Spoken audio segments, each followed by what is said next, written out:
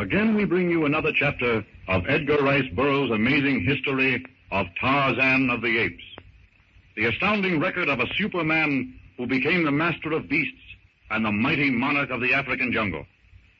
By the grace of a kindly God and the tender care of Kayla, at whose breast the little son of Lord and Lady Greystoke was nourished, Tarzan grew to young manhood. From his natural parents, he had inherited fineness and intelligence, and from his foster mother, Kayla, and the ape tribe, he had acquired tremendous strength, amazing agility, and animal cunning. And some 20 years since his abduction, we find Tarzan swinging through the jungles, a young man, splendid both in his youth and manhood. Carelessly, Tarzan's body swings from branch to branch. There's an easy grace about his perilous leaps and accurate catches as he progresses from limb to limb, which suggests both the assurance of the ape and the flowing rhythmic grace of a trained trapeze artist executing an often rehearsed feat of daring. Tarzan is off on a holiday. He's returning to the one place in the entire jungle that is his own, a place he had discovered long ago, a tiny hut on the shore of the great water. It has taken him many years to learn how to manipulate the odd mechanical thing which had swung open to him the door of that hut, which he would have been surprised to learn was the home of his mother and father, and his birthplace. However, the door of that hut had opened to him more than the interior of the rude cabin which Lord Greystoke had built for his wife and son. It had taught him that he was an M-A-N, not an A-P-E. It had taught him to read and write after a fashion.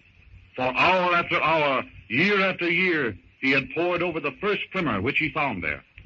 But perhaps more important to his physical being and survival, it had given him access to the hunting knife which hung at his side and the locket which dangled from his throat. Occasionally, Tarzan left the ape tribe and ventured to his hut near the seashore, and now he's making his way there. It's late afternoon. The sun of a dying day is filtering through the dank foliage of the trees to make an intricate pattern of onyx and gold on the spongy mold on the ground beneath. The jungle is reverberant with sound. The chatter of monkeys, the singing of birds, and the occasional growling and snarling of the larger animals as they make their imperial way to the waterhole. Tarzan is happy. Happy as a schoolboy on a holiday. Swinging along his tireless arboreal way, he inhales the dank, pungent smell of the jungle with boyish delight. And the grim grandeur, the poisonous beauty of the jungle fills his soul with a feeling for which the ape language has no name. Meanwhile, off the West African coast, a small tramp steamer is plying her way through a placid sea. In the tiny salon of the ship are 4 people. Professor Porter, an old savant who exists in the present but lives in the archaeological past. His daughter, Jane, a beautiful girl whose charm is not only that of beauty but of wholesome loveliness and intelligence. Of these charms, the young man of the group is fully aware. He is William Cecil Clayton, a young Englishman, typical of the blond, blue-eyed Oxford gentleman and eldest son of Lord Greystoke. The other man in the salon is the captain of the ship. What are you reading, Father? Yes, of course, my dear, of course. I asked you what you were reading. Sorry. A book, Jane. One of those dusty ones that you persist in believing gives me my hay fever. It's called Africa Cristana. Morchilli wrote it in 1816. Only 1816? That's rather current fiction for you, isn't it? Well, a man ought to keep up with modern literature, or he's liable to become an old fogey. Clayton? I suppose anything published after the flood would be considered rather modern by an archaeologist, wouldn't it, Professor Porter? Yes. No. What did you say? Oh, go on with your reading, Father. We won't disturb you any more. We're almost there, aren't we, Captain Tracy? I beg your pardon? Well, honestly, I don't know which is the worst, you or Father. It's enough to give a person an inferiority complex. I'm the only one aboard that seems to find me most fascinating. You're forgetting me, aren't you? Well, one could never forget anyone so gallant. But really, Captain, a person would think that you were burdened down with all the worries of the world. Not all of them, Miss Porter, but I'm afraid I have my share. Oh, really? What? Merely a matter of ship's discipline. Nothing really important, I hope.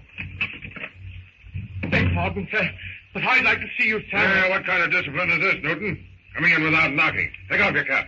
Yes, sir. Sorry, my lady. Well, what is it? What is it? I'm afraid, sir, don't ever let them know I told you, sir. They skin me alive, that's what they do, sir. They skin me alive. Right, sir. What are you talking about? Mutiny, sir. Down below deck, sir. They're all in the forecastle, sir. Mutiny? Mutiny? Isn't there some law about that? Mutiny, I smelled it coming.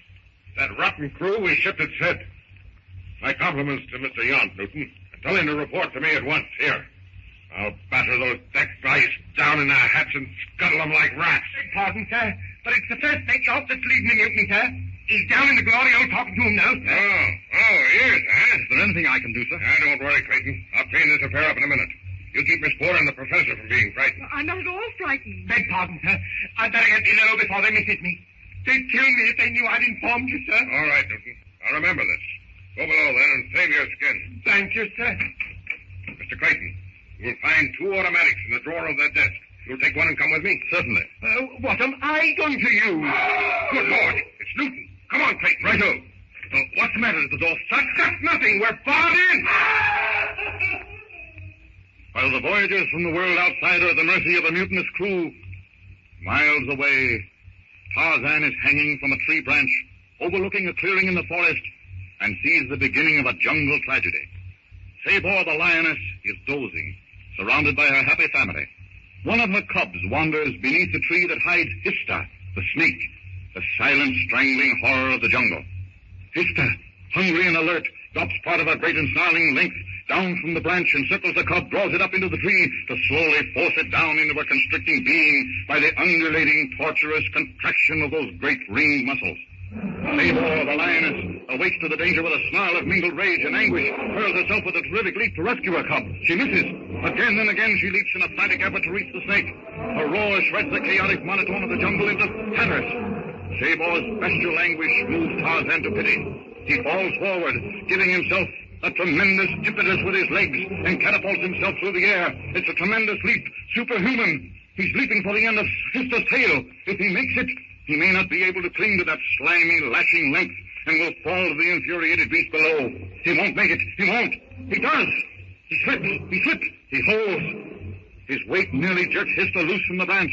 Like lightning, Hista contracts to lash him to the ground. But Tarzan lets go, drops to the branch beneath. Grasping it just in time, he falls fast. He dangles for a brief moment, but just for a moment.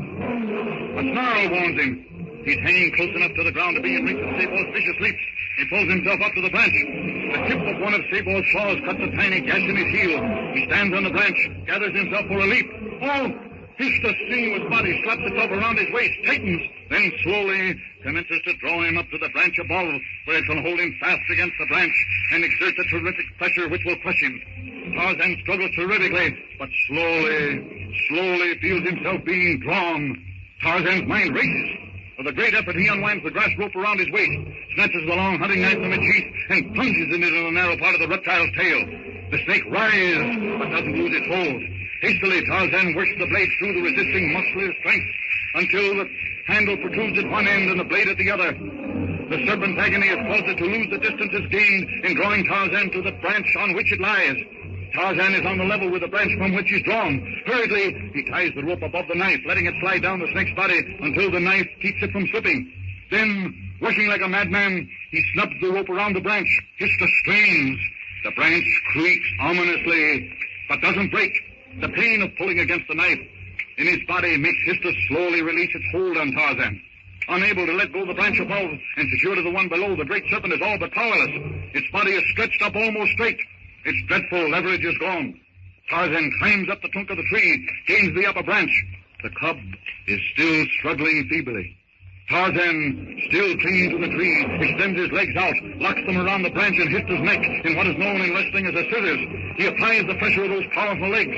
Harder, pulling the lion cub from the mouth of the reptile with one free hand. Hista's great mouth opens wider and wider, no longer eager to keep her prey, only anxious to escape the pressure of those powerful legs.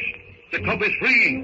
Tarzan swings down, drops the cub gently on the ground and up again on the branch before Sabor can hurl herself upon him.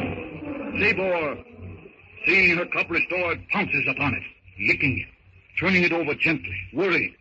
The cub recovers its breath and whimpers. Convinced that her offspring is safe, Sabor turns her attention to the thing up in the tree. Tarzan sits panting. Strange that after his good deed, Sabor should be anxious to factor into ribbons. Jungle gratitude. However, undismayed, Tarzan looks down into the baleful eyes and snarling face of Sabor.